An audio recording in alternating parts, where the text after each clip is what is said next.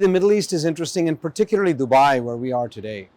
Throughout the Middle East, we're seeing a tremendous adoption, rapid adoption of technology. In many ways, innovation is at its birthplace here.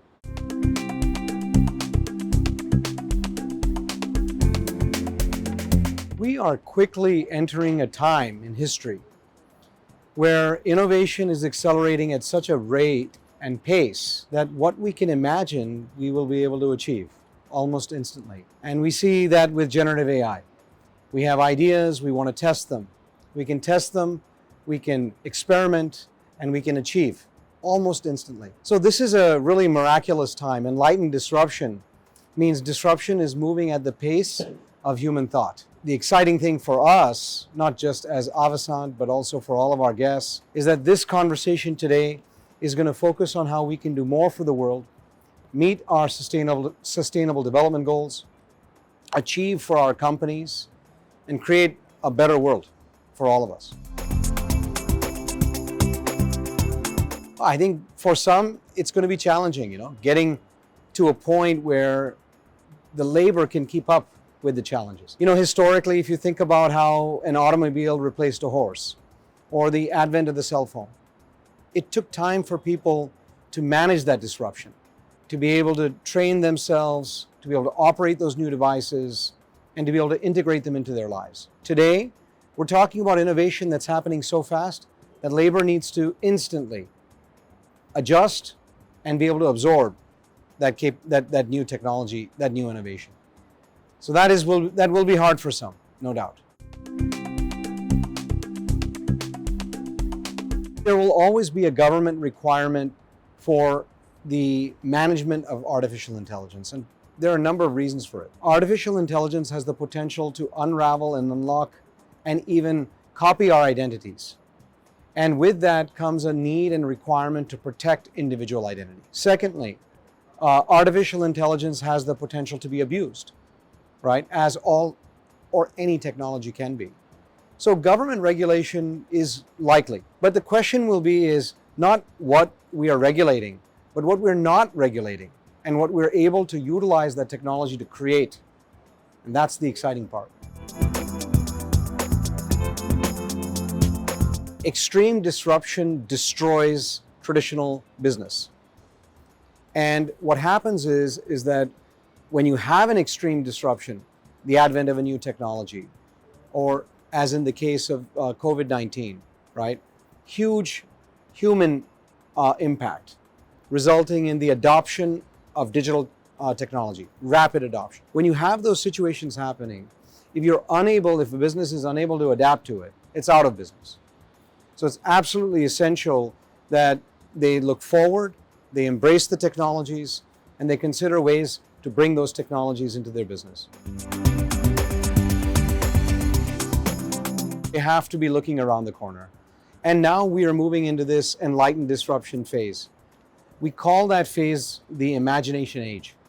And in the imagination age, where the thought becomes action, we have to plan for that, right? Because the speed of ideation is growing faster and faster and faster. And that means that companies have to be able to absorb the technologies and quickly make them available to their customers, their clients, and their employees. I think they'll be out of business. There'll be nothing left for them to do. See, the Middle East is interesting, and particularly Dubai, where we are today. Throughout the Middle East, we're seeing a tremendous adoption, rapid adoption of technology.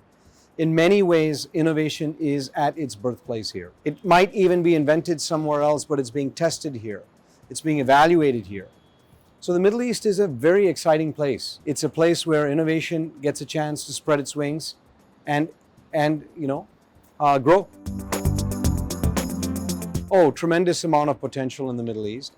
And in fact, one of the challenges and opportunities of the Middle East is amidst global conflicts, this is still the place where business is happening.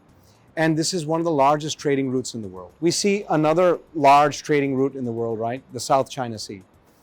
And like the South China Sea, tremendous amount of business, trade is happening through the Middle East. What will be important in the coming years is to keep those trading routes open, to keep business flowing. And I think most of us all expect that to happen. There are very few places today in the world where all countries can still trade with each other. And this, not just the Middle East, but particularly Dubai, is very much that crossroads.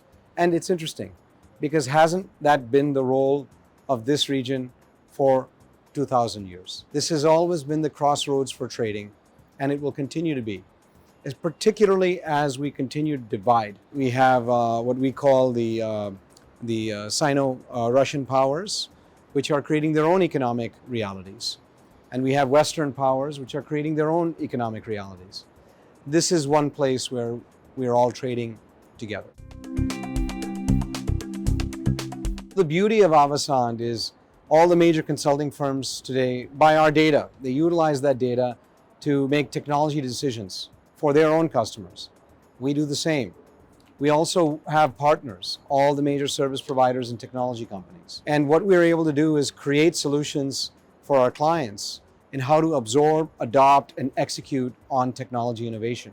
We help them harness that innovation and use it in their businesses. We drive a full suite of services that includes not just the deal ideation, what type of technology should I implement, but also supporting them in the negotiation and representing them in those large-scale transactions.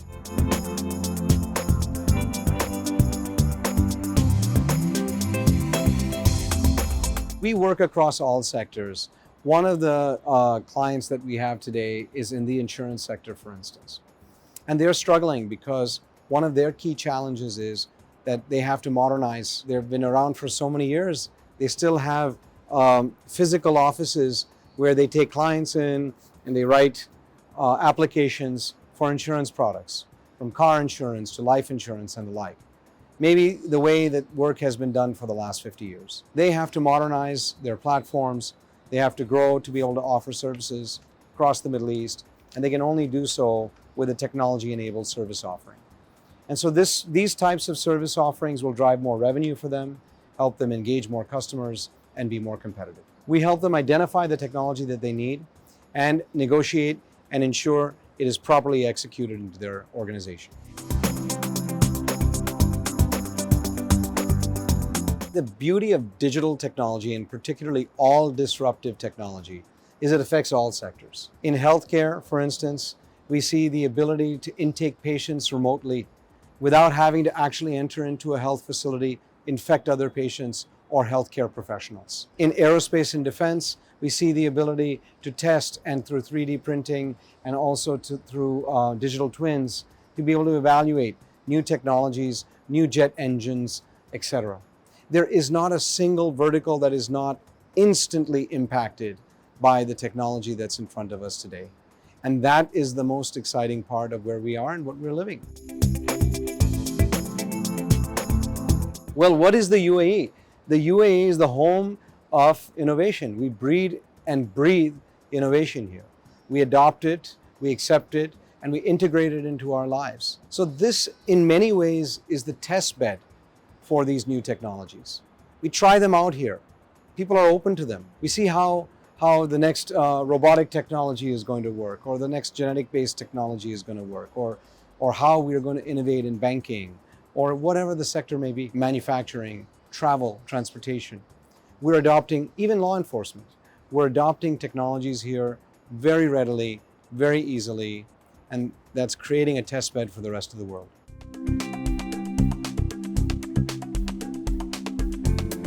Don't invest in what you need now. Invest in what you will need in the next decade. And that requires some strategic planning. You see, the technology is moving at a pace that is so fast and so rapid that you will quickly find that any short-term investments you have will be just that, short-term, and soon not be of any value to you. That means thinking about platforms differently. It means thinking about innovation as part of how you operate and grow your business, and bringing that culture of innovation into your DNA.